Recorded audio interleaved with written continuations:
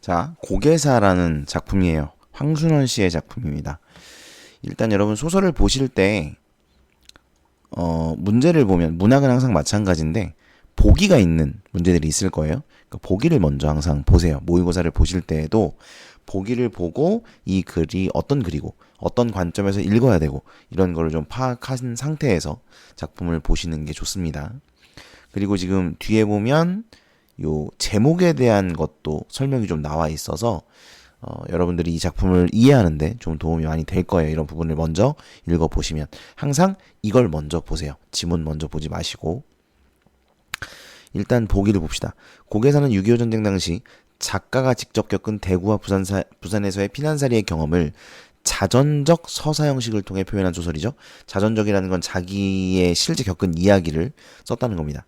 개인의 체험과 역사적 현실을 연결함으로써 사건의 진실성을 효과적으로 드러낸다. 그러니까 이제 직접 겪은 거다 보니까 좀 더 진실성, 사실성이 드러난다고 볼 수 있겠죠. 이야기는 몰인정한 대구의 변호사 집에서 겪게 되는 수모와 부산의 변호사 집에서 마주한 원 거주민의 멸시와, 그러니까 원래 부산 사람들이겠죠. 천박하고 경솔한 그들의 태도를 추측으로 전개되고 있다. 그러니까 이제 6.25니까 이 사람들이 이제 피난살이의 경험을 썼다 그랬잖아요. 이 사람은 피난을 간 거고 원래 부산에 이제 터를 잡고 살던 사람들이 있겠죠. 그러니까 그 사람들은 사실 뭐 전쟁에 영향이 전혀 없다고는 볼 수 없지만 전쟁 통해서 그나마 그래도 이제 좀 자기의 어떤 터전을 지키고 살아갈 수 있었던 사람들이겠죠. 부산에 원래 살던 사람들은 뭐 그런 걸 말하는 것 같아요. 그들의 태도, 주축으로 전개되고 있다. 작가는 전쟁의 잔혹성과 폭력성, 좌절감을 직접적으로 묘사하지 않는 대신, 그러니까 이제 전쟁으로 인한 뭐 사람이 죽거나 뭐 이런 것을 이제 이야기하진 않아요. 왜냐하면 부산이니까. 여기는 그래도 안전한 곳이었으니까. 하지만 전쟁과 같은 상황이 개인의 윤리와 사람 사이의 정을 얼마나 피폐하게 만드는지, 피난 생활을 하는 한 가족의 일상이 얼마나 처절한지를 형상화하고 있다. 이런 내용이라는 거죠. 그러니까 여러분이 이 글을 읽어보지 않았지만 이런 내용이겠구나 라고 생각을 하고 이해 좀 읽어주시면 되겠습니다. 그 다음에 이제 요 보기도 한번 보시면 소설을 읽고 난 다음 제목이 왜 고개사인지를 생각해 보다가 고개라는 어휘를 국어사전에서 찾아보았다. 그걸 몰라서 찾아봤냐? 고개를 어휘의 뜻을 살펴보니 줄타기, 공마, 묘술, 재주넘기, 공사기 따위의 연예를 통틀어 이르는 말. 그러니까 이제 서커스를 생각하시면 돼요. 서커스. 아슬아슬할 정도로 위태로운 동작이나 상태라는 뜻이 있었다. 황순원 가족에게 일어난 사건들을 떠올려보면 살 집은커녕 남루한 공간에서 쫓겨나거나 방을 어서 비울 것을 강요받는 등 살아가는 데 있어 쉽게 마음을 놓을 수 없는 이러한 상황에 말을 해버렸네. 처해 있다는 생각이 들었다. 그래서 제목을 고개사로 지은 것이 아닐까 싶다라는 생각을 이제 했다는 거죠. 그러니까 이거는 여러분 이 보기는 틀린 게 아니죠. 우리가 맞다 틀리다를 판단하는 대상이 아닙니다. 무조건 맞는 내용이니까 이 작품을 이런 관점에서 보면 되겠구나 라고 생각을 하시고 작품을 보시면 돼요. 자, 이제 작품을 한번 봅시다. 읽어보시면 제가 일단 좀 미리 읽고 요약이나 이런 걸 좀 해놨는데 대략 보시면 밖에서 들어오니 아내가 앉아있다가 이댁 노파가 이 방을 비워달라고 했어요. 자, 이유는 뭐 이 방을 이제 사용해야 됐다. 그래서 이제 비워달라고 했는데 이댁 식모한테서 들은 말은 다른 말이었어요. 그러니까 이제 실제로는 다른 생각이 있었던 건가 봐. 낮에 예의 뭐 늘 그렇듯 이런 정도로 보시면 되는데 노파 한 패가 몰려왔는데 그중 한 노파가 이쪽 뜰 구석 다복솔 뒤에 감춘 거정잎을 발견했다는 것이다. 이런 때는 늙어서 눈 안 어두운 것도 탈이었다. 그러니까 이거는 그 노파를 탓하는 거죠. 나이 먹어가지고 뭐 이렇게 발견도 잘하시네. 눈이 어둡지도 않으신가 봐. 뭐 이런 얘기죠. 그게 무엇인가 싶어 가까이가 들여다보고는 회 고개를 돌리며 애퇴퇴. 대체 이런 데다 뒷간을 만들다니 될 말인가? 자, 여러분 지금 여기 뭐가 쓰였어요? 내가 이렇게 물으면 니네 뭐라고 대답할 거예요? 자, 여기 뭐가 쓰였어요? 간접 인용이 쓰였죠. 이걸 말할 수 있어야 돼요, 여러분. 그러니까 글을 읽을 때 생각을 하고 있는 거죠. 소설을 읽을 때 간접 인용, 직접 인용 이런 거 배웠단 말이죠. 그죠? 그러면 이걸 보면서 너네도 이거 간접 인용 쓰였다. 따옴표가 없다. 그 노파의 말을 지금 따옴표 없이 간접 인용했다. 이게 특이하다. 이렇게 생각을 하면서 봐야 된다고요. 왜? 표현상 특징이라든가 서술상 특징에서 이런 걸 물어볼 수 있거든요. 항상. 간접인용, 직접인용 이런 거는 항상 나올 수 있습니다. 그래서 특히 간접인용은 꼭 여러분이 읽으면서 바로 파악을 할 수 있어야 되고, 그러니까 항상 생각을 하고 있어야 돼. 이런 게 나올 수 있다.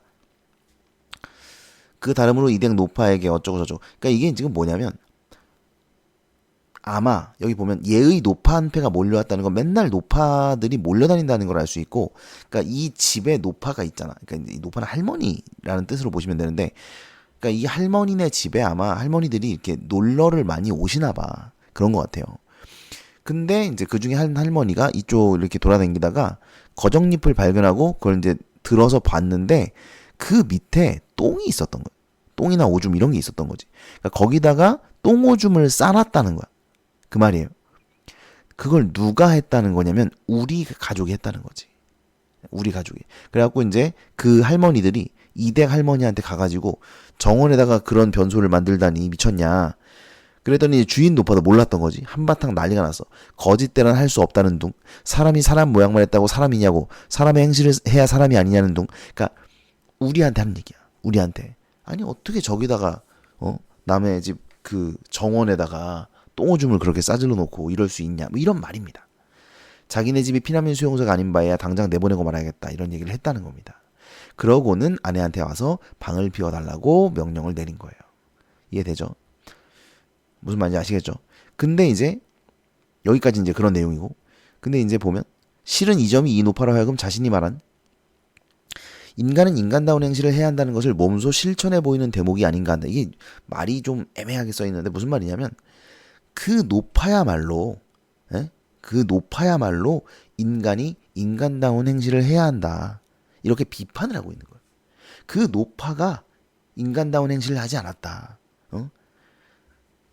왜냐하면 노파 자신이 우리들에게 안뜰 변소를 사용하지 못하게 했어. 거기다가 거정잎을 치게끔 분부를 해놓았어. 그럼 우리가 오줌똥을 안 넣을 수는 없잖아. 그 안뜰 변소를 사용을 못하게 하니까 어떻게 그럼? 그 실로 면목이 없긴 한데 거기에 대소변을 보지 않을 수가 없었다는 거죠. 그리고 한 걸음 더 나아가 지금 우리가 들어있는 곳은 헛간이야. 방도 아니고. 여기는 헛간이란 말이야. 그죠? 그러니까 사람이 사람다운 행실을 해야 한다면 저 노파도 우리한테 그러면 안 된다는 거죠. 그런 비판적인 태도를 이제 드러내고 있는 겁니다. 자, 어쨌든 이쯤 돼요. 변호사 댁 헛간에서 쫓겨난 우리 초라하기 짝이 없는 황순원 가족 부대는, 자, 요것도 보시면 그 뒤에 아까 보기에서 뭐라 그랬냐면 이 소설이 자전적 소설이라 그랬죠. 그러니까 여기서 자기 이름을 드러낸 거야, 작가가. 자기 자전적인 소설이니까. 황순원 가족부대라고 자기 이름을 드러내버린 거죠. 황순원 가족부대는 대구 시내를 전전하기에 수삼차 드디어 3월 하순께에는 부산으로 흘러내려오게까지 되었다. 자, 그래서 뒤에서 우리가 읽었죠. 대구에 있는 변호사집에서 쫓겨났다. 그리고 부산에 있는 변호사집에서도 쫓겨났다. 이런 얘기가 있었단 말이야. 그러니까 지금 여기가 대구에 있는 변호사집인가 보다. 이 노파집이. 그래서 여기서 쫓겨났구나. 이런 걸 알 수가 있죠. 그래서 이제 정리해놨어요. 그 다음에 이제 중략. 부산 생활에서도 나와 가족들은 방을 구하기가 쉽지 않았다. 그러니까 이제 이런 거죠.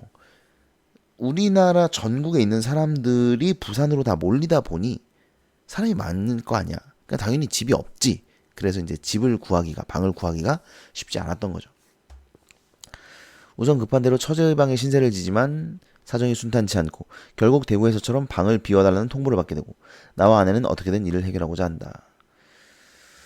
내가 이리를 옮겨온 지 사흘째 되는 날 저녁, 아내와 나는 의논한 결과 어쩌면 주인 댁에서 타협을 받아줄지도 모른다는 생각에서, 이게 지금 조금 내용이 생략이 돼 있는데 아마 처제 방에 신세를 지다가 거기서도 이제 나가달라는 얘기를 듣고 다른 방으로 온 거죠. 그 다른 방에서 이제 사흘을 지냈는데 그날 저녁, 이런 말이 되는 거고. 그럼 그 방이 어떤 방일까? 아까 우리 뒤에서 읽었잖아, 보기에서. 부산의 변호사 집. 그죠? 거기서 쫓겨났다고 했잖아. 그러니까 이제 아마 부산에 있는 어떤 변호사의 방에 이제 이렇게 새를 들었는데 뭐 그런 얘기인 것 같죠. 그 주인 댁은 아마 그 변호사를 이야기하는 것 같아요. 타협을 받을지 모른다는 생각에서 아내가 한 달 방세를 가지고 와서 다시 사정을 해보기로 했다. 그래가지고 그래. 가지고 갈 방세의 금액이 문제였는데 2만 원, 3만 원으로는 말이 통하지 않을 것 같고 4만 원으로 할까 하다가 에라 모르겠다고 5만 원으로 결정을 했다. 방세 5만 원씩을 물고 우리가 어떻게 살아가나 하는 생각도 들었으나 들리는 말에 다다미 한 장에 만 원씩이란 말도 있고, 그러니까 그만큼 집을 구하기가 힘들었다. 비쌌다는 겁니다. 그 당시에. 정하고 있던 방세를 올릴 참으로 방을 비워달라는 수가 비일비재란 말이 있는데다. 그러니까 이제 아마 여기 나오진 않지만 아마 이 주인도 아마 변호사겠죠. 이 사람도 우리한테 방을 비워달라고 할 때 뭔가 이제 핑계를 댔겠지. 그죠? 근데 이제 그게 진짜로 그런 게 아니라 이제 방세를 올려서 다른 사람한테 세를 내고 싶어서라고 생각할 수 있잖아, 우리가.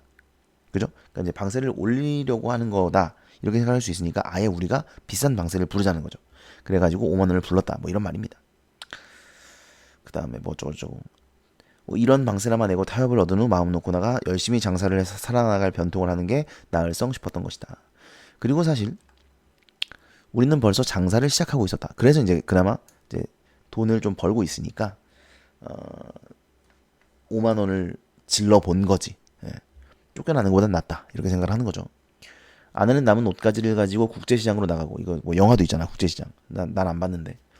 그네 둘은 서면에 가서 미군 부대 장사를 시작하는 것이다. 지금의 5만 원도 아내의 장사돈에서 떼어낸 돈이었다. 안방에 들어갔다 좀 만에 아내가 돌아왔는데 손에 돈이 들려있지 않았다. 그러니까 이제 돈을 주고 왔다는 얘기죠. 들려있지 않았으니까. 그러면 됐나 보다 했다. 거기서 이제 돈을 받았을 테니까. 그러나 아내의 말은 그렇지가 않았다. 아무래도 이 방을 비워달라는 것이다. 영감과 큰아들은 다담이 8장 방에서 자고 큰 온돌방에는 작은 아들과 부인이 각각 자고 있는데, 그러고는 좁아서 못 견디겠다는 말은 못하겠던지. 그게 무슨 얘기냐면 지금 이 조그만 방에 우리 전 가족이 지내는데 지들은 8장 다다미 방에 자고 있는데 그걸 좁다고 말하기에는 조금 염치가 없잖아. 그러니까 이제 그래서 그렇게 말은 못하고, 장발한 딸들의 말이 할머니 코 고는 소리에 도대체 잠을 잘 수가 없으니 기어코 그 방을 할머니 방으로 쓰게 내달라더라는 것이다. 여기서 아내는 또 우리가 어떻게든 할머니 주무실 자리를 넉넉히 내어 올릴 테니 그렇게 하자고 해도, 그러니까 이제 우리 가족이랑 같이 자자는 거죠. 할머니랑. 그렇게 해도 그렇게는 못하겠다더라는 것이다. 그리고 부인이 한다는 말이 자기네 딸 친구가 있어 방 하나만 구해주면 금 손목 시계를 프레젠트 하겠다는 것도, 선물하겠다는 것도 못하고 있다는 것이다. 그러니까 그 정도로 지금 방의 가치가 높다는 거예요. 금 손목 시계를 주고 방을 구할 정도로. 나는 간이 서늘에 오물 느꼈다. 금 손목 시계라니 문제가 좀 큰 것이다. 그러니까 이제 내가 줄 5만 원으로는 택도 없는 거죠. 예. 그래, 가지고 갔던 돈은 어쨌냐니까 좌우간 딸들 책이라도 한 권 사보라고 놓고 오긴 했다고 한다. 그 돈만 돌아오지 않으면 하는 것이 희망이었다. 왜? 돈이 돌아오지 않는다면 이제 그 돈을 받은 거고, 그러면 우리를 쫓아낼 수는 없잖아. 그죠? 하지만 이튿날 그 돈은 도로 돌아오고 말았다. 그래서 이제 돈 5만 원으로 주인 댁과 타협을 보려 했지만 실패했습니다. 그리고 그날 저녁이었다. 나는 학교 나가는 날은 학교로 해서 그렇지 않은 날은 아침에 직접 남포동 부모가 계신 곳에가 하루를 보낸다. 뭐 어쩌고저쩌고 읽어보시면 돼요. 그 밑에 우리가 저녁에 모여 들어가니 방 안에 말 같은 처녀 둘이 와서 버티고 섰다. 이댁 딸들인 것이다. 누가 형이고 동생인 것도 구별 안 되는 좌우간 큰 딸은 시내 모 여학교 졸업반이라는 것이고 작은 딸은 4학년이라는 처녀들이었다. 이들이 오늘 저녁엔 이 방에 와서 자야겠다는 것이다. 야, 오늘 저녁에 당장 나가라는 거, 당장. 나는 이 두 말 같은 처녀 중에 누가 친구한테 방 하나만 구해주면 금손목 시계를 프레젠트 받을 수 있는 아가씨일까 생각해 보았다. 그러면서 나는 이 자리를 피해야 할 걸 느꼈다. 그러는데 이 말 같은 두 처녀가 누구에게 할 것 없이 2, 3일 내로 반드시 방을 내놓으라는 말과 함께 나에게 시선을 한 번씩 던지고 나가버렸다. 뭐 오늘 당장은 아니긴 하네요. 그 시선들이 멸시에 찬 눈초리였든 어쨌든 그것은 벌써 아무래도 좋았다. 뭐 상관이 없는 거죠. 어차피 나가야 되니까. 그저 이들의 전법이 그 효과에 있어서 내게는 이들의 오빠 되는 청년이 내 따귀를 몇 번 갈기는 것보다 더 컸다는 것만은 자인 스스로 인정하지 않을 수 없었다. 그래서 주인 댁의 딸들이 방을 비워달라고 나에게 요구를 했고 나는 이제 비워줘야겠다라는 생각을 했다는 거죠. 그러지 않아도 아침이면 나는 이날은 어서 이곳을 나가고만 싶었다. 이날은 학교 가는 날이기도 했다. 어쩌고 저쩌고. 자, 풍경 날린 현관문을 열고 나서니 응급실 앞 거기 꽂히진 동맥나무 이편에 변호사 영감이 허리를 구부리고 서서 회양목인지를 매만져 주고 있다. 참, 그러니까 사람은 돌보지 않는데 나무는 돌보는 거죠. 첫눈에도 여간 그것들을 아끼고 사랑하는 태가 아니었다. 사람은 아끼고 사랑하지 않지만 회양목은 아끼고 사랑하는 거죠. 좋은 취미다. 이거 조금 반어적이죠. 예, 좋은 취미다. 인생이란 이렇듯 한 포기의 조목까지도 아끼고 사랑하며 유유자적할 수 있는 생활을 해야 할 종류의 것인지도 모른다. 그래. 인생이 이래야 되는데 뭐 이런 생각을 하는 거죠. 나는 무엇에 쫓기듯 그곳을 빠져나왔다. 그래서 저는 이걸 어떻게 정리했냐면 이렇게 정리했어요. 자신의 처지와는 상반된 변호사의 모습을 보며 삶의 비애를 느낀다는 말은 한마디도 없습니다. 그렇지만 여러분 여기서 알아야 돼요. 비애를 느끼고 있다는 걸. 충분히 느낄 수 있어야 합니다. 그리고 제목이 고개사고. 그래서 이 남자의, 이 가족의 삶이 고개를 하는 것처럼 위태위태한 그런 삶을 살고 있다는 것을 우리가 생각할 수 있다는 거죠. 자, 문제를 한번 보죠. A, B와 관련하여 윗글을 이해한 내용으로 적절하지 않은 것은 그랬습니다. 자, A와 B가 뭐야? 방. 그죠? 쫓겨나는 그 헛간 같은 방이죠. 헛간. 뭐야? 이 방이 헛간인데? 어쨌든 방과 헛간이네요. 자, 방과 헛간인데 A와 B는 표면적으로는 다른 의미지만 실제로 가리키는 공간 동일. 그렇죠? 실제로는 우리가 살고 있는 그곳을 말하는 건데 표면적으로는 이제 다른 의미죠. 왜냐면 방은 사람이 사는 곳이고 헛간은 창고니까. 아니면 뭐 이렇게 말들 살고 이런 거죠. 그래서 1번 적절하고요. A를 B로 쓰겠다는 것은 방을 헛간으로 쓰겠다는 것은 방을 비워달라는 요구를 하기 위해 노파가 내세운 구실이다. 맞죠? 노파가 내세운 구실. 그죠? 여기 헛간을 써야 된다. 그래서 나가달라. A는 현재 나와 가족들이 거처하는 공간 맞죠? 실은 B의 용도. 실은 헛간이죠. 사람이 살만한 공간이 아니다. 맞습니다. B와 같은 공간이라 하더라도 A로 쓸 수밖에 없을 만큼 나와 가족들은 절박한 상황. 맞는 것 같죠? B로 쓰고자 A를 비워달라는 요구가 생존에 불가피했던 것임을 나는 대구를 떠난 이후에 알게 되었다. 그냥 아니죠? 네, 그냥 아닙니다. 생존에 불가피했던 것도 아니고 이걸 뭐 나중에 안 것도 아닙니다.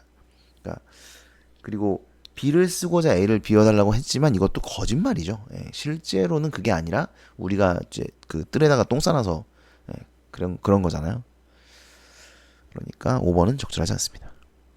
그 다음에 2번. 보기를 참고해 외글을 감상한 내용으로 적절하지 않은 것은 뭐 이건 아까 읽었으니까. 1번. 나의 가족을 두고 거짓대라고 표현하는 것을 통해 몰인정한 노파로부터 황소라는 가족이 수모를 겪었다. 맞죠? 그러니까 저 거지 새끼들을 집에 들여놨더니 뜰에다가 똥을 싸놨네. 뭐 이런 얘기를 한 거잖아요. 맞습니다. 새들어 사는 집에 안뜰 변소를 사용하지 못해서 거정잎으로 임시 변소를 만들 수밖에 없는 상황을 통해 대구에서 황소라는 가족의 상황이 매우 처절했음을 알 수 있다. 그렇죠? 그렇습니다. 그러니까 화장실을 쓸 수가 없다는 거잖아요. 너희가 아마 그런 경험을 해본 적은 없을 텐데 한번 상상을 해보세요. 집인데 화장실을 쓸 수가 없어. 화장실이 없어 집에. 그럼 어떡할 거야? 그죠? 그 다음에 새든 집에서 쫓겨나갈 것을 걱정하는 나의 아내에게 금손목시계를 프레젠트 받을 수 있는데도 못하고 있음을 언급하는 것을 통해 원거주민의 천박하고 경솔한 태도를 알 수 있고. 이거 맞나요? 이거 맞아요? 천박하고 경솔한 태도를 알 수 있나요? 근데 이거를 학생들이 그렇게 생각해. 자기의 권한이지 않나? 내 집인데 내가 나가라고 하는 게 뭐가 잘못인가? 뭐 이렇게 생각을 하는 친구들도 있거든요. 그런 친구들에게 제가 항상 하는 얘기가 있죠. 자본주의의 노예이기 때문에 우리는 모두 자본주의의 노예이기 때문에 자본주의에 찌들어 있고 길들어 있기 때문에 이해를 못하는 거예요. 내 재산권을 지키는 것이 훨씬 더 소중하다고 생각을 합니다. 사람들은 특히 아이들이 그런 생각을 해요. 하지만 여러분 자본주의는 문학가들이 봤을 때는 늘 천박하고 경솔한 겁니다. 그래서 여기 보면 나오죠. 여기 원주민의 멸시와 천박하고 경솔한 그들의 태도를 주축으로 전개되고 있다라고 이야기를 하고 있죠. 그러니까 이 관점에서 본다면 이 원거주민들이 하는 그 말들은 천박하고 경솔한 태도를 보여주는 거라고 볼 수 있는 거예요. 그래서 이거 맞습니다. 적절하다고 판단을 하실 수 있어야 돼요. 좀 이해를 해주세요. 이해가 안 되시더라도 이런 거를 보기를 중심으로 이해를 한다면 보기를 중심으로 본다면 천박하고 경솔하게 판단할 수 있구나 라는 걸 좀 알고 계셔야 될 것 같습니다. 그 다음에 4번. 황순원으로 명명된 나와 그의 가족이 부산으로 흘러내려오는 피난의 상황을 통해 자전적 서사 형식을 활용하여 맞고 역사적 현실을 작가 개인의 경험과 연결 이것도 맞죠? 사건의 진실성을 드러내 맞죠? 네 맞네요. 4번은 맞습니다. 다 나와 있어요.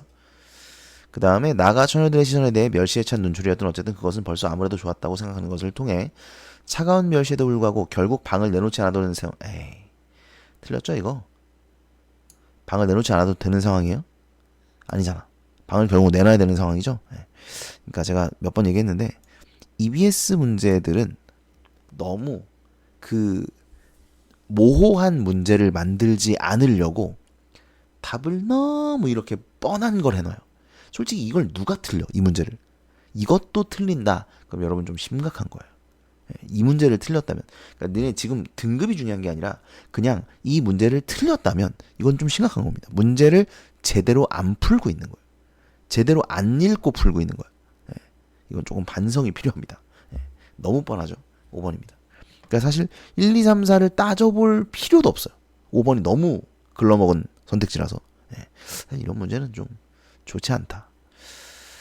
그 다음에 요거는 이건 이제 위태로운 상황이죠. 위태로운 상황에 처해 있다.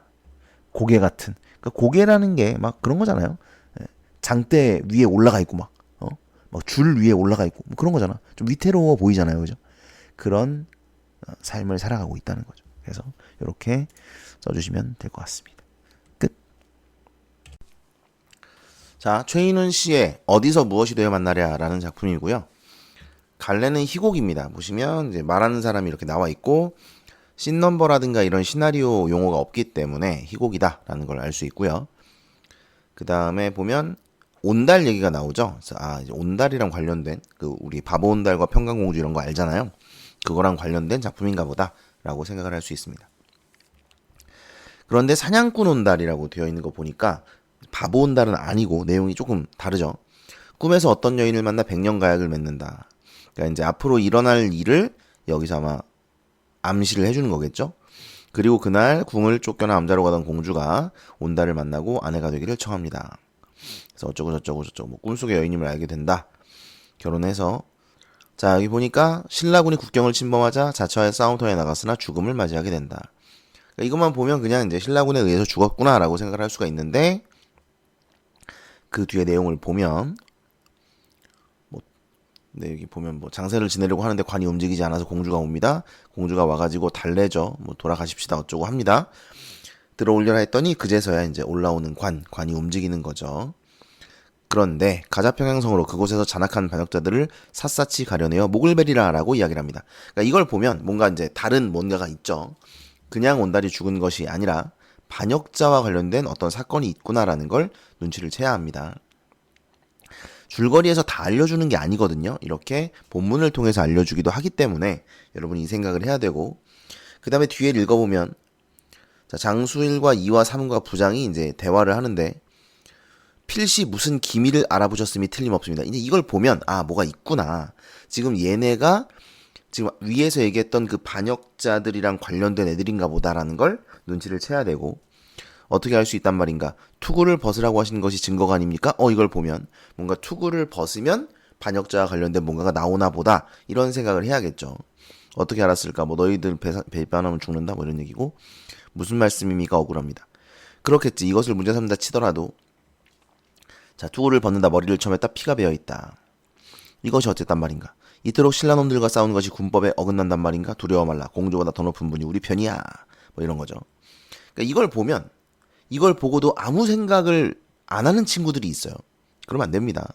여기 무슨 말일까? 이런 말이죠, 당연히. 실제로는 이 투구의 그 머리의 상처가 온달에 반역한 거랑 상관이 있는 그런 상처고, 이걸 공주도 알고 있기 때문에 투구를 벗어봐라 라고 이야기를 한 거겠죠. 그런데 얘는 뭐라고 얘기하는 거예요? 신라놈들과 싸우다가 상처를 입은 거라고 나는 말할 거야. 이런 얘기인 거죠. 이걸 좀 설명하고 있는 게 좀 슬퍼요, 사실. 내가 왜 설명을 하냐면 분명히 이걸 못 알아듣는 친구들이 있을 거기 때문에 설명을 하는 건데 사실은 이걸 설명할 게 아니라 말귀를 못 알아듣는 겁니다. 이 정도를 모르는 거면. 말귀를 좀 못 알아듣는다. 그래서 이게 이해가 안 되시는 분들, 그러니까 읽고 너네가 파악이 안 되신 분들은 내가 소설이 진짜 부족하구나. 맥락적으로 이해하는 게 좀 부족하구나라고 생각을 하시고 많은 맥락들을 좀 공부하고 이게 어떤 맥락인지를 계속 생각을 해보셔야 됩니다. 자, 맥락적으로 그런 말이죠. 그래서 나는 신라 애들이랑 싸우느라고 상처를 입었다고 주장할 것이다. 그런 말이에요. 그 다음에 더 높은 누군가가 있다는 것도 알 수가 있고, 그 다음에 가자. 누구의 목이 먼저 떨어지는지 보자. 그러니까 이거는 자신이 있죠. 공주가 우리를 죽이기 전에 우리가 공주를 먼저 죽일 수 있다. 뭐 이런 자신이 있습니다. 그 다음에 중략. 공주 비 뒤를 따른다. 여러분 요 비자 보이세요? 계집여자죠. 이게 노비라는 뜻이에요. 노비. 노비라는 그 말이 여러분 노는 남자 종을 말하고 비는 여자 종을 말해요. 그래서 이제 종입니다. 종. 사람들이 다가오고 장교와 군사들이 등장한다. 그 다음에 대사. 장교를 알아보고 오 당신이군 웬일이시오. 자 여러분 이걸 보면 여기 내가 왜 줄쳐놨냐면 이걸 보면 이 대사는 지금 어느 쪽에 있는 사람이에요. 공주 쪽에 있는 사람인 걸 알아야 돼요. 여기에 이 지금 중략 이후의 줄거리, 이게 중략 이후의 줄거리인데 뭐 줄거리는 아니고 이제 그 상황을 설명해 주는 거죠. 상황 설명, 무대지시문 같은 거예요. 무대지시문. 근데 여기 지금 대사 얘기가 없죠. 없어요. 그죠? 그러면 이제 이 갑자기 여기서 이제 대사가 튀어나오니까 그럼 이 대사는 뭐냐? 일단 대사가 뭔지도 모르시는 분들이 있을 수도 있는데 그 뭐 원효 대사, 예? 누구야? 사명 대사 이런 것처럼 예?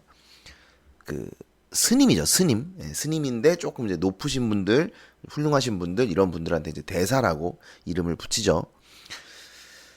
근데 대사가 장교를 알아봤잖아. 당신이군 웬일이시오라고 했잖아. 장교한테. 그러니까 여기 보면 장교와 군사가 여러 등장했으니까 요 안에 있는 사람은 아니겠죠. 그쵸? 그래서 이제 이 대사는 지금 공주와 같은 쪽에 있던 사람이다라는 걸 눈치를 채야 돼요. 공주도 웬일인가? 왕명을 받들어 모시러 왔다. 어쩌고 저쩌고 저쩌고. 그랬더니 내일은 내가 알아서 할 것이니 돌아가서 그렇게 여쭈어라. 임금한테. 그랬더니 아니 됩니다. 무엇이라 내 이놈이 실성을 했느냐? 화났죠 공주는. 실성하지도 않았소. 자 어쩌고. 그 다음에 온달 장군이 돌아가신 마당에 공주는 궁을 지키지 않고 왜 함부로 거동하셨소? 왜 함부로 행동했냐? 왜 여기에 와 있냐? 뭐 이런 거고 온달의 모친이 이렇게 얘기하는 걸로 봐서 온달의 죽음을 알리지 않았구나라는 걸 알 수 있고 또 하나는 이 공주가 지금 온달의 모친에게 와 있구나라는 것도 알 수가 있죠. 그죠? 그래서 왜 함부로 여기에 와 있냐? 뭐 이런 말이겠죠. 그 다음에 그쪽을 보고 웃으며 그쪽은 온달의 모친을 보는 걸 텐데 쳐 웃고 있죠. 그러니까 이걸 보면 이 새끼 나쁜 새끼구나. 모르고 계셨습니까? 온달 장군은 한 달 전에 세상을 떠났습니다. 이런 얘기하는데 쳐 웃고 있어. 자, 근데 공주가 어쩌고 하니까 껄껄 웃어요. 세상이 바뀐 줄도 모르시오. 이제 이걸 보면 아마도 왕이 바뀐 거야. 예, 왕이 바뀌었거나 아니면 뭐 이제 힘을 잃었거나 했겠죠. 그래서 지금 장교가 이렇게 방자한 겁니다. 공주 앞에서. 그러니까 공주가 힘이 없다는 거죠. 사실 공주의 힘은 왕에게서 나오는 건데 그 왕이 힘을 잃었거나 쫓겨났거나 뭐 반역 아까 위에서 반역 얘기가 나왔었죠. 반역에 성공했거나 했다는 거겠죠. 그 다음에 어찌된 일이오 지나치지 않은가 가만히 비켜서 있거라. 이 오가 좀 되게 이상하긴 한데 뭐 이런 거예요. 예. 왜 이래 뭐 이런 건데 아니 이놈을 끌어가라. 자 그래서 대사도 끌려갑니다. 자, 걸으시오 어쩌고 저쩌고 내 말을 왕명을 받들고 온 사람에게 그러니까 장교는 지금 왕명을 받들고 왔다는 걸 봤을 때 이제 아마 바뀐 왕이겠죠. 공주는 아직도 이제 정신 못 차리고 이러고 있습니다. 내가 돌아가면 넌 뒤졌어 뭐 이런 거죠. 예. 그랬더니 장교가 정소원이라면 평안하게 모셔오라는 명령이었다. 잡아라. 편하게 해드려라. 죽입니다. 난 평안하게 모셔오라 그래서 그냥 곱게 끌고 가는 건 줄 알았더니 죽여요. 그죠? 죽여서 평안하게 만들었다. 뭐 이런 얘기입니다. 죽음이 평안일 수도 있죠. 어쨌든 죽습니다. 이제 뒤에는 이제 읽어보시면 됩니다. 마지막에 보면 이제 온달의 엄마가 혼자 이렇게 이렇게 움직이면서 눈이 오는군. 오늘은 산에서 자는 날도 아닌데 왜 이렇게 늦는구? 그러니까 누구를 기다리고 있는데 아마도 이제 온다를 기다리는 거라고 봐야겠죠. 예. 이제 앞에 있는 내용들을 우리가 전부 읽었다면 아마 이게 이해가 될 거예요. 산에서 자는 날이 있고 집에 와서 자는 날이 있고 뭐 그런 건데, 그러니까 이제 아마 온달을 지칭해서 이야기하는 거다라는 걸 알 수 있을 겁니다. 그래서 이제 실성했다. 예. 그 온달이 죽었다는 이야기를 듣고 이제 실성을 해서 정신이 나갔죠. 그래서 이제 온달을 기다리고 있다. 뭐 이런 얘기입니다. 마지막은 좀 비극적으로 끝나는 거죠. 여기 끝입니다 이게. 예. 실제로 이게 끝이에요. 좀 비극적으로 끝나게 됩니다. 자, 문제 한번 볼까요? 뭐 어렵지 않죠. 공주는 온달의 죽음이 평양성에 있는 반역자와 관련이 있다고 짐작했다. 맞죠? 네, 맞습니다. 항상 거꾸로 돼 있어. 내가 한글을 원할 때는 영어로 돼 있고, 영어를 원할 때 한글로 돼 있고. 부장은 자신을 돌봐주는 높은 분이 있다고 말하며 장수들의 동요를 막으려 하였다. 맞죠? 위에서 부장의 말이니까 부장 여기 있어요. 이거 공주보다 높은 분이 우리 편이다. 그죠? 이거를 말하는 거예요. 그래서 얘도 맞습니다. 그 다음에 대사는 장교를 도와 공주에게 순순히 왕명을 따라 궁으로 돌아가도록 설득했다. 그렇지 않습니다. 뭐 대사가 그렇게 길지도 않죠. 약간 엑스트라 느낌이신데 여기서는. 그 다음에 2번입니다. 기억에서 미음의 연기에 대해 윗글을 공연하려는 연출자가 배우에게 요청할 수 있는 내용으로 적절하지 않은 것은. 기억, 당당한 태도와 자신만만한 표정. 진짜 기억이 뭔데요? 기억, 당당한 태도, 자신만만. 맞죠? 당당하고 자신만만한 상황이죠? 니은, 내일은 내가 알아서 할 것이니 돌아가서 그렇게 여쭈어라. 체념, 낮고 떨리는. 아니죠? 2번이네요. 네. 이게 지금 체념이 아니잖아. 이것도 당당이죠. 네, 당당. 공주가 당당하게 가서 임금에게 그렇게 말해라. 우리 아버지니까 우리 아빠한테 이렇게 말해. 이렇게 당당하게 말했을 거예요. 그래서 2번이 적절하지 않겠습니다. 디귿은 아마 온달 죽은 거 얘기 같죠? 무엇이? 온달이? 뭐 이거니까 이제 충격을 받았다. 충격을 받은데 휘청거리는 동작. 맞죠? 공주를 똑바로 보며 비아냥대는 표정. 맞을 것 같은데. 리을. 어디 있어? 세상이 바뀐 줄도 모르시오. 맞죠? 네. 비아냥거리고 있죠. 미음. 네가 아마 잘못 알고 온 것이니 그대로 돌아가면 오늘의 허물을 묻지 않겠다. 분을 사귀고 상대를 타이르듯. 가능하죠. 이거 5번 쓰신 분 있나? 네. 5번은 맞습니다. 분을 사귀고. 왜냐면 이미 여기서 보면 뭐 정령 실성했구나 어쩌고 했는데 장교가 물러서질 않죠. 예, 물러서지 않으니까 공주가 사실 할 수 있는 건 없어요. 지금 이 군사들 앞에 있기 때문에. 그러니까 소리 지르는 것밖에 없습니다. 공주가 할 수 있는 건 왕의 그 권위를 믿고 자기 아빠 믿고 소리 지르는 것밖에 할 수가 없기 때문에. 그래서 여기서는 이제 분을 사귀며 어쩌고 저쩌고 충분히 맞겠죠. 답은 2번입니다. 그 다음에 3번은 A, B에 들어갈 내용인데 온달, 온달설화, 온달설화 줄거리, 감상한 활동 결과. 온달의 죽음으로 이별을 한다. 이는 무엇이라는 주제. 온달의 죽음이지 뭐. 그래서 온달과 공주의 비극적 사랑.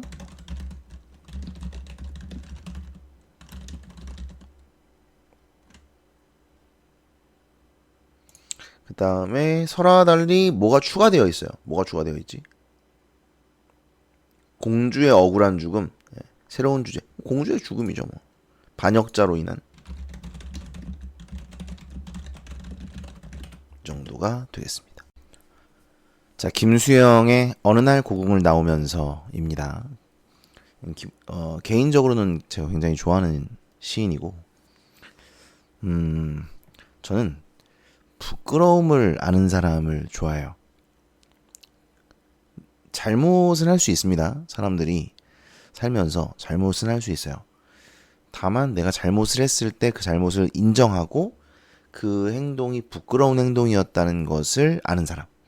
네, 그런 사람이 되어야겠다고 늘 생각을 하고 그게 옳다고 좀 생각을 하는 편이죠. 내용을 봅시다. 일단 김수영이라는 사람이 1960년대 현실 참여 시인이고요. 좀 부정적인 현실을 비판하면서 항상 뭐가 있냐면 그 부정적 현실 속에서 자신이 뭔가 어마어마한 무언가를 해내지 못하는 것을 안타까워하고 부끄러워하는 그런 내용들이 좀 많습니다. 자, 볼게요. 왜 나의 일단 체크를 하셔야 돼요. 이건 제가 체크를 좀 잘못했네요. 이걸 할 게 아니고 동그라미를 해야겠죠. 왜 나는 화자입니다. 조그마한 일에만 분개하는가. 일단 나 왜 그러니 뭐 이런 거잖아요. 그죠? 제가 얘기했죠. 나에 대한 비판, 나에 대한 반성 이런 게 좀 많이 드러나는 시인이다. 왜 나는 조그마한 일에만 분개하는가? 그럼 이제 뭘 반성하는 거죠? 큰 일에 분개하지 않고 조그마한 일에만 분개하는 것을 반성하고 있는 거겠죠. 저 왕궁 대신에 왕궁의 음탕 대신에 50원짜리 갈비가 기름덩어리만 나왔다고 분개하고, 그러면 조그만 일에만 분개한다 그랬으니 50원짜리 갈비가 기름덩어리만 나왔다는 것은 조그만 일이죠. 그러면 큰 일에는 분개하지 못한다는 거니까 왕궁이나 왕궁의 음탕에는 분노하지 못한다는 거죠. 저것은 큰일. 옹졸하게 분개하고 설렁탕집 돼지 같은 주인년한테 욕을 하고 옹졸하게 욕을 하고, 한번 정정당당하게 붙잡혀간 소설가를 위해서 언론의 자유를 요구하고 월남 파병에 반대하는 자유를 이행하지 못하고, 이게 큰일이에요. 그러니까 이런 큰일에는 나는 왜 분개하지 못하는가. 20원을 받으러 3번씩 4번씩 찾아오는 야경꾼들만 증오하고 있는가. 이거 지금도 있어요, 여러분. 야경꾼. 지금은 야경꾼이라고 안 하고 뭐라고 하던데, 뭐 자율방범대? 뭐 이런 식으로 이름을 붙여서 운영을 하던데, 예전에는 이제 우리나라가 치안이 지금보다도 훨씬 안 좋았습니다. 그렇기 때문에 특히 이제 밤이 되면 뭐 도둑들, 뭐 퍽치기는 사실 나온 지 그렇게 오래되지 않았어요. 90년대 후반 이쯤부터 퍽치기가 좀 나왔고, 그전에는 그냥 이제 칼 들고 강도 아니면 이렇게 뭐라 그래, 소매치기? 날치기? 그냥 들고 뛰는 거죠. 저는 한번 당해봤거든요. 내가 아주 어릴 때, 초등학교 때인가? 그때 저희 어머니랑 같이 오는데 누가 엄마 가방을 낚아채가지고 튀더라고. 근데 둘이서 가요. 그리고 한 명을 쫓아가면 가방을 절로 던지고, 또 한 명 쫓아가면 절로 던지고, 뭐 이러면서 막 농락하면서 도망갑니다. 아무튼 뭐 그런 것들, 어쨌든 치안이 좋지 않았어요. 그래서 이제 밤에 자율 방범대를 해가지고 이제 운영을 했던 거죠. 근데 이게 아무래도 뭐 그냥 무상으로 하기가 좀 어렵잖아요. 누가 하겠어요? 하려고 하겠어? 그래서 이제 사람들한테, 그 주민들에게 돈을 좀 걷었죠. 근데 이게 뭐 그 당시에 온라인으로 걷거나 뭐 이런 계산서, 뭐 고지서 이런 게 나오는 게 아니고 집집마다 찾아다니면서 띵동띵동 해가지고, 저기 어디 저기 야경 뭐 이렇게 나왔는데 저 돈 좀 주세요. 뭐 이런 식으로 했어요. 실제로 그랬습니다. 그래가지고 이제 그걸 얘기하는 거예요. 근데 이게 이제 그 사람들 입장에서는 이거를 고마워하는 사람도 있을 수 있지만 좀 달가워하지 않는 사람들도 있어요. 왜냐면 아니 내가 해달라고 했나? 이렇게 생각할 수 있거든. 아니 누가 해달라고 했어? 그냥 이제 지들끼리 해가지고 한 거를 왜 나한테 와서 돈을 달라고 해? 이런 사람도 있었거든요.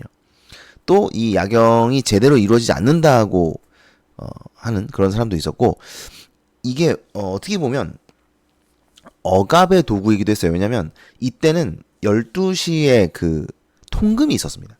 통금이. 그러니까 사람들이 못 다니는 거죠, 그 시간에.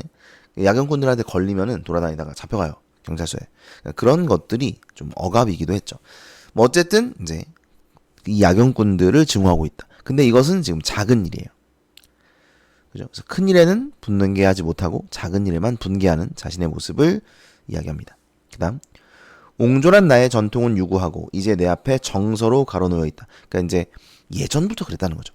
나는 옛날부터 옹졸했어, 나라는 새끼, 뭐 이러면서. 이를테면 이런 일이 있었다.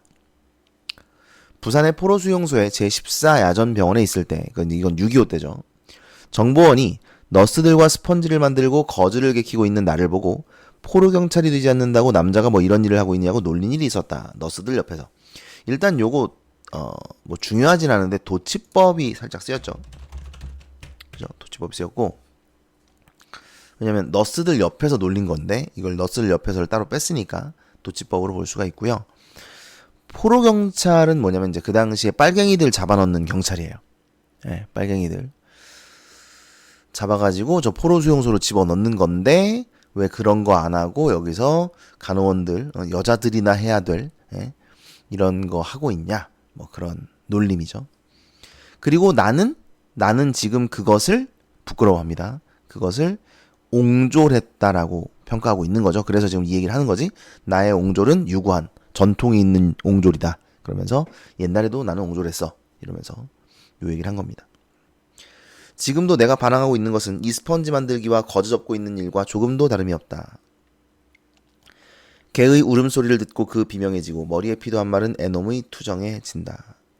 이게 요 좀 박스를 쳐놨는데 이 부분을 두 가지로 해석을 해요. 이렇게 해석하시는 분들이 있고 이렇게 해석하시는 분들이 있습니다. 그러니까 하나는 저는 이렇게 해석을 하거든요. 이 개와 애가 나의 가정을 뭐 사실 개가 가정이라고 하는 건 좀 웃기긴 하죠. 왜냐면 그 당시에는 지금이야 뭐 반려견 이런 개념이 많이 있습니다만 그때는 아니었으니까. 그때는 개를 집안에서 키우지도 않았어요. 마당에서 키웠죠. 아무튼 그래서 뭐 그렇긴 하지만 어쨌든 이게 개의 울음소리를 듣고 비명해지고와 이게 이제 밑에 거랑 그리고로 연결이 돼 있기 때문에 같은 맥락으로 볼 수 있다고 해석을 하면 이 아이가 이제 내가 아끼는 아이. 그러니까 이런 거죠. 왜 남자들이 아버지들이 자기 하고 싶은 대로 못합니까? 자식 때문이죠. 가정 때문이죠. 네. 가정을 지켜야 되니까. 그래서 옛날에 그 독립투사들이나 이런 분들 중에서도 이제 뭐 변절하고 이러신 분들 보면 보통은 이제 가족을 데리고 협박을 합니다. 네. 너를 죽이겠다. 이 협박은 통하지 않아. 근데 네 아들을 죽이겠다. 이 협박은 통하는 거죠. 네. 왜냐하면 왜 그럴까요? 독립투사라면 독립운동을 하는 사람들은 자기가 중요한 사람들이 아닌 거예요. 그죠? 독립운동이라는 것 자체가 나의 명예와, 그러니까 나의 어떤 영달을 위해서 하는 게 아니잖아. 나를 돌보지 않고 이 나라를 구하겠다고 목숨을 바친 사람들이잖아. 그러니까 다른 사람을 위하는 이타심, 이런 마음이 훨씬 큰 사람들인 거지. 근데 그 사람들한테 너를 죽일 거야 말해. 뭐 이건 안 통하지. 근데 네 아들을 죽일 거야 말해. 이거는 통하는 거야. 왜냐면 다른 사람에 대한 그 이타심이 큰 사람들이니까 자기 자식에 대한 사랑이 큰 거죠. 자기 자신에 대한 사랑보다. 뭐 아무튼 그래서 어쨌든 이거는 이제 가정을 지키고자 하는 나의 마음. 그래서 나는 비겁하다. 그다음 보시면 아무래도 나는 비껴서 있다. 절정 위에는 서 있지 않고, 그러니까 이제 그 어떤 비판을 하는데 최고조의 비판. 그러니까 이제 앞장서서 큰 것들을 비판하지는 못한다는 거죠. 암만 해도 조금쯤 옆으로 비껴서 있다. 그리고 조금쯤 옆에 서 있는 것이 조금쯤 비겁한 것이라고 알고 있다. 영탄이죠. 영탄. 그래서 자기 자신에 대한 성찰과 비판, 자아 비판. 나는 비겁하다. 이런 자아 비판이 담겨 있습니다. 그 다음 그러니까 이렇게 옹졸하게 반항한다. 이발쟁이에게, 자, 이발쟁이에게는 반항을 한다는 거예요. 그러니까 이건 작은 겁니다. 땅 주인에게는 못하고, 그러니까 땅 주인은 큰 거. 이발쟁이에게, 구청 직원에게는 못하고, 동해 직원에게도 못하고, 그러니까 구청 직원과 동해 직원도 큰 거예요. 네, 이들은 큰 대상. 얘네한테 반항하고 저항하는 건 되게 큰 일인 거야. 그러니까 지금은 이제 구청 직원이나 동사무소죠, 동해. 지금은 주민센터라고 하죠. 아무튼 주민센터 직원, 이런 분들은 이제 공무원이고, 누가 갑이냐면 보통 민원인들이 갑이에요. 예, 주민센터 직원들이 되게 힘들어하죠. 그것 때문에. 이 민원인들 때문에. 근데 이때는 그렇지 않았습니다. 60년대, 70년대, 뭐 80년대,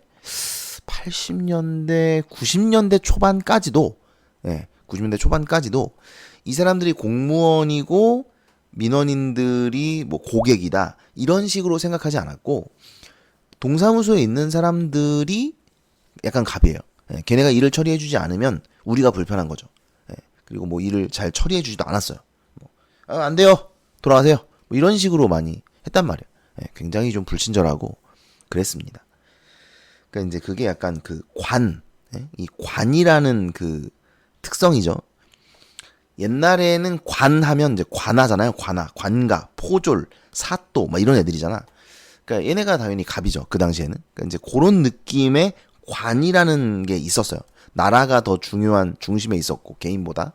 그랬기 때문에 좀 이 사람들이 더 큰 사람들인 거죠.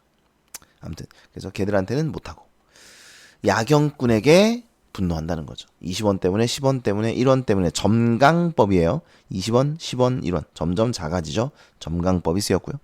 우습지 않으냐 1원 때문에 모래야 불렀죠. 항상 사람이 아닌 대상을 부르면 의인법 말을 건네는 방식. 말을 건네는 방식은 부르면 무조건 말을 건네는 방식인데 사람이 아닌 대상을 부르면 의인법이죠. 청자죠. 네, 이거 다 아셔야 돼요. 의인법, 말을 건네는 방식, 청자 설정. 모래야 나는 얼만큼 적으냐, 바람아 먼지야 풀아 나는 얼만큼 적으냐, 정말 얼만큼 적으냐. 이거는 이제 반복을 통해서 강조하고 있는 거고 여기서 중요한 건 모래, 바람, 먼지, 풀 이런 애들을 불렀는데 얘네를 부르면서 나는 얼만큼 적으냐라고 말하잖아요. 그러니까 큰 애들을 부른 게 아니라 원래 작은 애들을 불렀죠. 근데 그 작은 애들을 부르면서 너네보다도 내가 더 작아. 그죠? 이건 강조예요, 강조. 그러니까 자신이 작음을 강조하기 위해서 안 그래도 작은 애들을 부르는 거고 그 작은 애들보다 내가 더 작다라고 강조하고 있는 겁니다. 아시겠죠? 그래서 이것은 자신에 대한 조롱, 자조적 어조가 드러난 부분이라고 볼 수 있고 생략법은 요거예요. 점점점점점점 요게 이제 생략법이 사용된 부분입니다. 됐죠? 그래서 부정적 현실에 당당하게 저항하고 대항하지 못하는 자기 자신에 대한 부끄러움, 비판 이런 것이 담겨있는 시다. 이렇게 보시면 되겠습니다. 그래서 이게 이제 제목이 고궁을 나오면서인데 고궁이라는 건 이제 임금이 살던 곳이고 임금은 현대로 봤을 땐 대통령이죠. 그래서 이 어떤 정권에 대한 저항 이런 것을 잘 못하는 자신에 대한 반성을 드러내고 있는 것이죠. 자, 문제를 보죠. 작품 전체의 내용에 비추어 기억을 분석하는 것으로 적절하면 동그라미, 적절하지 않으면 X. 기억이 뭐냐? 왜 나는 조그만 일에만 분개하는가? 이거죠.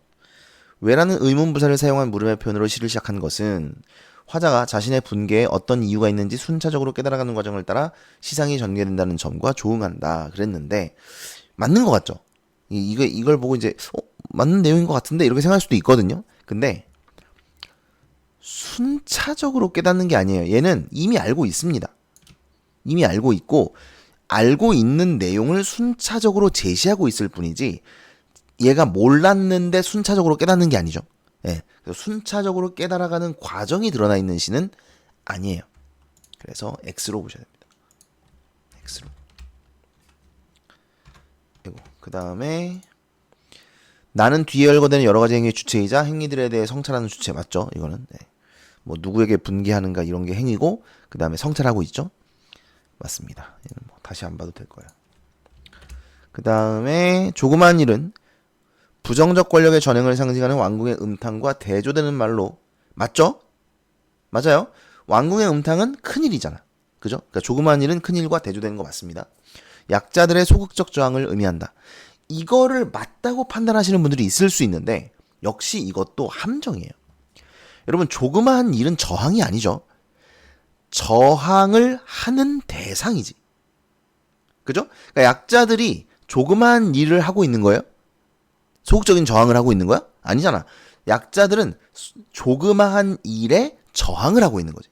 그러니까 조그마한 일은 소극적 저항의 대상이지 소극적 저항을 의미하는 것은 아니에요.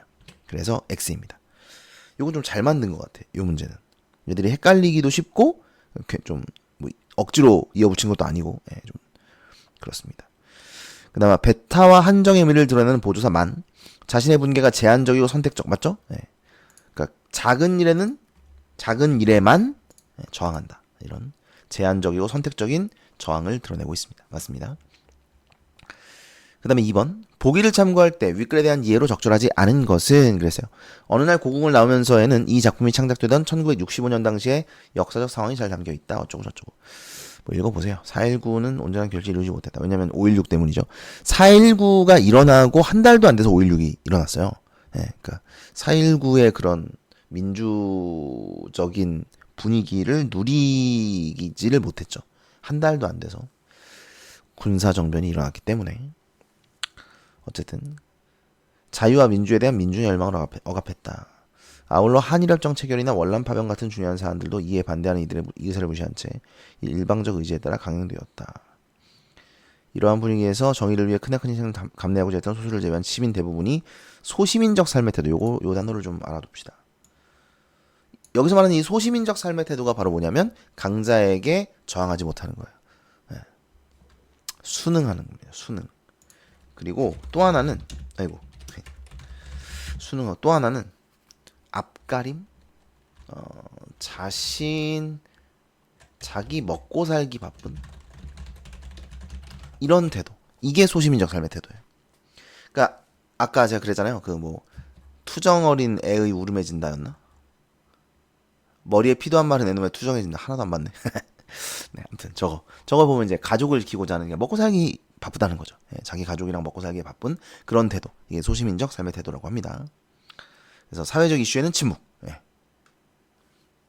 그래서 어떤 뭐 월남파병이라든가 자유라든가 이런 것에는 분개하지 못하고 목소리를 내지 못하고 이제 침묵하고 있었다는 거죠. 그런 자신을 비판하고 있습니다. 자, 적절하지 않은 거죠. 정의를 위해 희생을 감내하게 된 이다. 붙잡혀간 소설가. 정의를 위해 희생을 감내했다. 언론의 자유가 보장되지 못하는 사회에서. 그쵸? 가능하죠? 권력층이 자유를 이행하는 소수를 통제하는 목적에서 일방적인 의지로 월남파병을 강행했다. 이거는 문제가 그렇게 좋진 않은데 뭐 2번이 틀렸네요. 예. 이게 틀렸어요. 예. 자유를 이행하려는 소수를 통제하려고 월남파병을 한 게 아닙니다. 예. 월남파병은 이제 돈 때문에 한 거죠. 미국이 요청을 했고 우리가 또 거기에 동참하지 않을 수 없었고 동참하는 대가로 많은 경제적인 지원을 해주었기 때문에 그래서 한 거예요. 그래서 이건 좀 문제를 그러니까 적절하지 않은 내용이죠. 근데 이제 내가 문제가 이상하다는 거는 이걸 헷갈릴까 애들이? 안 헷갈릴 것 같은데. 네, 답은 2번입니다. 그 다음에 3번. 학생의 발표. 여기 어떤 식구가 들어간다는 거죠. 이 식구를 통해 남자가 할 일과 여자가 할 일은 서로 종류가 다르다. 그거네요. 뭐였지? 남자가 뭐 이런 일을 하고 있냐고 놀렸죠? 네, 그거. 쓰세요. 네, 쓰세요. 그 다음에 이 식구를 통해 오늘날의 상황과 비교해 봄으로써 물가 수준이나 화폐 가치요? 그건가? 20원 때문에 10원 때문에 1원 때문에 그거 말하는 건가? 이거? 또 있나? 뭐 이거? 50원짜리 갈비? 뭐 이런 것도 있겠네요. 50원짜리 갈비. 그쵸? 자, 고전시가 두 번째 작품인데 첫 번째는 제가 넘어갔어요. 뭐 향가랑 이런 건데 안 나와요. 안 나올 거기 때문에 넘어갔습니다. 근데 이 두 번째도 지금 안 나올 만한 게 좀 있긴 합니다. 일단 가는 고려가요. 그 다음에 나는 한시예요. 여기 보시면 이렇게 생겼죠. 한시. 요걸 보면 한시인 걸 알아야 돼. 한자가 이렇게 줄 맞춰서 딱 있잖아. 그지? 이거 한시예요. 그 다음에 이제 세 번째는 갈래 뭘까요? 세 번째. 여기 보면 경기 어떠한 이거 보이세요? 여기 경자 한자긴 한데 이게 있으면 뭐예요? 경기체가죠. 경기체가. 오륜가가 시조 오륜가도 있거든요. 아마 시조 오륜가는 보면 알 거야. 근데 이제 여기는 경기체가 오륜가를 넣어놨고 안 나옵니다. 경기체가는 나온 적이 없고 좀 글이 뭐 이렇게 좋은 글들이 아니어서 안 나오지 않을까 싶습니다. 근데 이제 가와 나는 그래도 좀 알아두시는 게 좋기 때문에 일단 요걸 넣었어요. 그 다음에 그 아까 향가 이런 거 뭐 안 나올 거다 그랬는데 창기파랑가는 사실 나올 수도 있습니다. 근데 창기파랑가는 이제 아마 아실 거기 때문에 이미 하셨으니까 일단은 넘어가요. 그러니까 만약에 1학년이나 2학년들이 지금 이걸 본다면 아마 2학년 때 창기파랑가를 배울 거고 그 다음에 3학년이 듣고 있다면 창기파랑가를 이미 배웠을 거고 그래서 이거는 넘어갔어요. 자, 3호곡부터 보겠습니다. 일단 갈래는 고려가요. 어떻게 알아? 고려가 온 거. 위덩더둥정 이런 거. 여음구죠. 여음구. 여음구는 뭔데? 여음구. 자, 내용을 보면 내용은 뭐 쉽습니다. 호미도 날이지만 낫같이 들리도 없습니다. 호미 날이 있잖아요. 날. 칼날처럼 날이 있죠. 근데 낫처럼 들리는 없다. 낫처럼 이렇게 막 잘 잘리진 않잖아요. 호미로 여러분 뭐 이렇게 벼 같은 거 벨 수 있습니까? 힘들죠. 예. 땅을 파면 몰라도. 그러니까 호미도 날이 있지만 나처럼 들 리가 없다. 이런 얘기죠. 낫이 훨씬 좋으니까. 그런데 그것처럼 아버님도 어버이시지만 어머님같이 괴실이가 없다. 그러니까 호미는 아버지예요. 낫은 어머니입니다.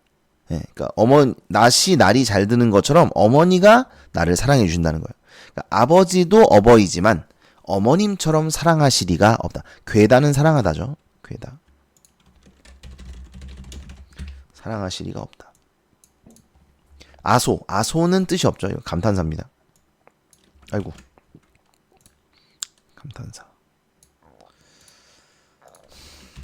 감탄사고 이미시여 어머님같이 사랑하시리가 없어라. 뭐 이런 말입니다. 그래서 갈래는 고래가요. 뭐 알겠죠 내용은. 어머니에 대한 사랑. 그래서 사모곡이죠. 사부곡이 아니고 사모곡. 그 다음에 나를 보시면 나무 조각으로 작은 당달을 만들어 집게로 집어 벽의 회에 앉혔네. 여러분 회라는 건 뭐냐면 뭐라 그래야 돼? 닭이 이렇게 어떤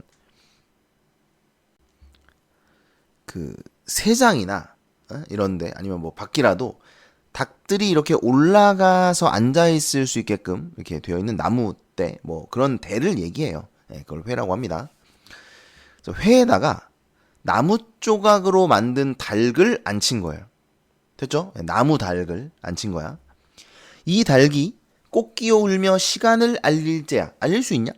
나무 닭인데 울겠어요? 절대 안 울죠. 그런데 얘네가 울면서 시간을 알려줄 때가 되어야 어머님 얼굴 비로소 지는 해와 같으리. 이거 지금 뭐랑 똑같냐면 정석가. 배우신 분들은 이거 아셔야 됩니다. 정석가와 유사함. 근데 이게 잠깐만요. 여기다 쓰자. 뭐가 유사하다는 거냐면 이게 유사하다는 거예요. 불가능한 상황을 설정해서 자기가 하고 싶은 얘기를 강조하는 거죠. 여러분 정석가에서는 뭐가 있었어요? 뭐 있었지? 무쇠로 옷을 만들어 철사로 주름을 박아 이 옷이 다 헐어야 유덕하신 임과 헤어지겠다. 기억나요? 그 다음에 또 뭐 있어? 무쇠로 소를 만들어서 철수산에 놔. 그 무쇠로 만든 소가 철풀을 다 먹어 치워야 임이랑 헤어지겠다. 그러니까 이건 헤어지지 않겠다는 거거든요. 불가능한 상황을 설정해 놓은 거거든. 그거랑 똑같아요. 그러니까 나무로 닭을 만들어 이 닭이 울어야 어머님이 늙으실 것이다. 이 말은 어머님이 늙지 않기를 소망하는 마음인 것이죠. 됐죠? 내용은 간단하고 이 표현 방식을 좀 알아두시면 됩니다. 요것도 이제 어머님에 대한 사랑이 드러나고 요것도 어머님에 대한 사랑이고 얘도 그러겠지 뭐. 아버지는 하늘이요 어머니는 땅으로서 나를 낳으시느라 애쓰셨도다. 젖으로 기르시고 의리로 가르치셨으니 큰 은혜에 갚으려네. 대밭에서 눈물을 흘리니 죽순이 나고 얼음을 두드리니 고기가 튀어올라. 이거 중국고사 인용에 밑에 나와 있죠. 보면 맹종과 왕상의 옛일 중국고사죠. 중국고사를 인용한 거예요. 그래서 이제 중국의 유명한 효자들, 효자의 대표자들 이런 사람들의 일화를 제시한 겁니다. 지극한 정성 귀신을 감동시켰으니 늙은 부모 봉양하는 광경 그 어떠합니까? 그러니까 이제 이 광경이 그 어떠합니까? 라는 말은 이 광경이 너무나 보기 좋지 않습니까, 여러분? 뭐 이런 거예요. 너무나 보기 좋지 않습니까? 증산민자 두 선생의 혼정신성하는 광경 그 어떠합니까? 이 혼정신성은 여러분 뜻을 좀 알아두실 필요가 있습니다. 여러분 효의 기본이 뭐냐면 봉양하고 잠자리를 보아드리는 것이 효의 기본이에요. 그러니까 혼정신성 이러면 이제 봉양을 하고 잠자리를 보아드리는 기본적인 효를 이야기하는 것이다. 그래서 광경 그 어떠합니까? 뭐라 그랬어요? 이거 감탄이에요. 그러니까 예찬 감탄. 좋다는 겁니다. 뭐 어떠합니까? 라고 물었지만 예찬 감탄 설이 좋다라는 답이 이미 나와 있는 것이죠. 됐죠? 그래서 요 세 가지는 다 부모에 대한 특히 이제 어머님에 대한 사랑 이런 것을 드러내고 있습니다. 효. 그 다음에 자 문제 볼까요? 가다의 공통점으로 가장 적절한 것은 그랬습니다. 과거와 현재를 대비하여 변해가는 것에 대한 슬픔의 정서를 드러낸다. 인물의 도덕적 실천 사례를 제시하여 대상에 대한 송축의 태도를 드러내고 있다. 이거? 이거?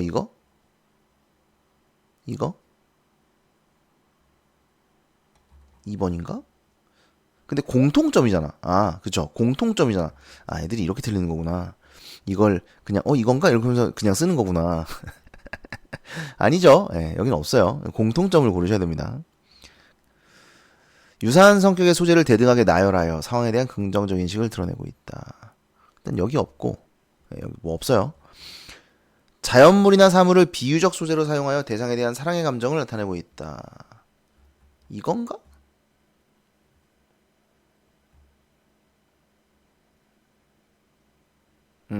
이거네요. 4번입니다. 자, 가에서는 이거 호미와 낫이 있었고요. 그죠? 나에서는 해와 가트리가 있죠. 가트리니까 지규죠. 네. 다에서는 요거 아버지는 하늘 어머니는 땅 은유법 이렇게 쓰였습니다. 그래서 4번이 정답이 되겠네요. 근데 사랑의 감정을 드러낸 건가? 이거 자체가 사랑인가? 요거는 사랑이 맞는데 이게 사랑인가? 좀 애매하긴 하다. 요거는 사랑이 맞는 것 같아요. 그러니까 여기서 날이 잘 든다의 의미가 괴다의 의미거든요. 예, 그래서 이건 사랑이 맞는 것 같은데 얘가 조금 제일 애매하긴 한데 뭐 맞을 것 같습니다. 지는 해와 같으리 해니까. 그 다음에 사회 질서가 좋아라. 이거 아니고요. 그러니까 이제 나머지는 좀 하나에만 해당되는 것들이거나 이 5번은 전혀 해당이 안 되는 거고 4번이 그나마 공통적인 정서로 맞을 것 같습니다. 공통적인 표현으로. 그 다음에 2번 문제. 기억에서 미음에 대한 설명으로 적절하지 않은 것은 그랬죠. 사물의 구체적 속성을 제시하여 추상적 대상에 대한 인식을 드러내고 있다. 기억이 뭔데? 호미도 날이지만 낫같이 들 리가 없다. 이거요. 사물의 구체적 속성은 뭐예요? 호미, 날이 든다, 안 든다 이거죠. 추상적 대상. 추상적 대상은 뭐죠? 사랑이죠. 그러니까 여기서는 날이에요. 날. 나를 사랑에 표현했다는 거죠. 나를 사랑으로. 그러니까 사랑은 추상적이죠. 날은 구체적 속성이고. 그래서 맞는 것 같습니다. 2번. 기억에 담긴 화자의 생각을 직설적 표현을 사용해 부각하고 있다. 어머님 같이 괴실이 없다. 직설적, 직유적. 아, 여기선 직유적이랑 직설적은 다릅니다. 죄송해요. 이건 직유적은 아니고. 직유법이 쓰였지만 그걸 말하는 게 아니에요. 예. 직설적으로 표현했다는 겁니다. 직설적으로. 어머님이 날 사랑하시지. 이렇게 직설적으로 말했다는 겁니다. 네, 맞아요. 그 다음에 3번. 현실에서 이루어질 수 없는 일을 선행 조건으로 제시하고 있다. 이거 맞죠? 이거 아마 보나마나 그거겠지. 봐. 맞잖아. 그 다음 리을 뭐야? 어머님 얼굴 비로소 지는 해와 같으니. 디귿과 연결되어 대상인물에 대한 화자의 소망을 드러내고 있다. 맞죠? 네, 맞는데. 5번. 자신이 실천한 일에 대한 화자의 자부심? 미음이 뭐야? 미음. 이거 아닌 것 같은데? 왜냐면 내가 한 게 아니에요. 그죠? 예, 5번이 틀린 것 같습니다. 이게 내가 한 게 아니라 요걸 말하는 거거든. 그러니까 그 누구야? 맹종과 왕상이 이거 했는데 이렇게 했으니 이 광경이 어떠합니까? 이런 뜻이잖아요. 그러니까 이거는 지가 한 일이 아니죠. 맹종과 왕상이 한 일이죠. 그러니까 자신이 실천한 일에 대한 이게 틀린 거죠. 근데 여러분 화자의 자부심은 맞나요? 맞아요. 이게 웃긴 게 화자의 자부심은 맞습니다. 이 경기체가 웃긴 게 뭐냐면 시를 쓰는 사람이 지가 한 행동이 아닌데 지가 자부심을 느끼는 그런 특징이 있어요. 예, 그러니까 뭐냐면 우리 사대부들, 우리 사대부들은 다 하나예요. 그래서 우리 사대부들 짱이지 뭐 이런 겁니다. 예, 그래서 뭐 이건 맞을 거예요. 근데 아무튼 뭐 이건 중요하지 않고 뭐 나오지도 않을 거니까 어쨌든 이게 틀립니다. 5번이 적절하지 않겠네요. 그 다음에 3번 문제. 왜 이렇게 길어? 보기를 참고하여 다와 보기 2를 비교해 감상한 내용으로 적절하지 않은 것은 그랬네요. 경기체가 오륜가와 오륜가 계열의 연시조는 유학에서 가르치는 인간의 도리를 다루고 있다. 뭐가 다르대? 시기와 갈래가 다르다. 경기체가 오륜가는 진취적 분위기, 바람직한 가치가 실현된 세계를 장면화하여 보여주고 어쩌고 오륜가 계열에서 연시조는 조선 중기, 교화의 수단 뭐 이런 게 차이가 있다는 거죠. 권고 내지 촉구. 얘는 바람직한 가치가 실현된 세계를 보여주는 거죠. 장면으로 보여주고 고양된 감정과 염원을 드러낸다. 그 차이가 있대요. 요걸 가지고 이제 위에 있는 시와 요 시를 비교해서 이해를 해보자는 거죠. 다와 보기 이는 창작 시기와 갈래가 서로 다르지만 둘 다 부모와 자식의 관계가 하늘이 정한 것임을 언급하고 있다. 틀렸네요. 아까 다에 없었잖아. 여긴 있냐? 어버이 자식 사이 하늘 삼긴 여기 있네요. 삼기다가 만들다예요. 요새 계속 얘기하는데 하늘이 만든 지극히 친함이라. 그렇기 때문에 부모와 자식의 관계가 하늘이 정한 것이다. 이거 맞습니다. 아까 우리 다를 읽었을 때 그런 내용이 없었죠. 보면 어버이는 하늘이고 어머니가 땅으로서 나를 낳으시느라 애쓰셨다. 그러니까 어버이와 어머니 어버이와 어머니가 뭔데? 아버지와 어머니가 하늘과 땅으로 짝이라는 거죠. 페어야, 페어. 그래서 이제 나를 낳으셨다. 이런 의미지. 이게 뭐 하늘이 정한 거다. 이런 얘기가 없습니다. 그래서 쉽네요. 이거는 1번이 적절하지 않습니다. 됐죠? 4번도 있나? 끝이지? 끝. 그리고 추가로 이 얘기를 좀 할게요.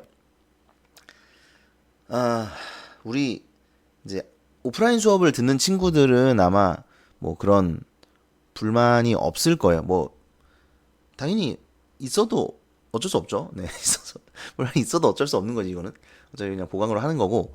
근데 이제 왜 이런 문제를 풀 때 내가 이걸 미리 풀어놓지 않고 이렇게 왔다 갔다 하면서 막 보면서 이렇게 하잖아요.